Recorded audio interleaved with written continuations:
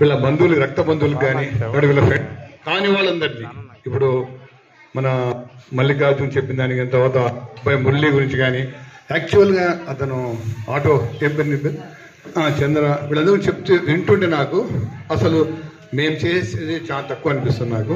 కానీ ఈ విధంగా తమకు సంబంధం లేని వాళ్లకు, మామూలుగా తండ్రి చనిపోతేనే పిల్లల శవాన్ని ఈ కాలంలోన, అటువంటిది ఎవరో చనిపోతే ఆ శవాన్ని తీసుకొని పోయి దాని ధన సంస్కారం చేయడం అనేది ఈ ప్రపంచంలో అత్యుత్తమైన సేవ. ఇంకా దాన్ని మించిన సేవ లేదు.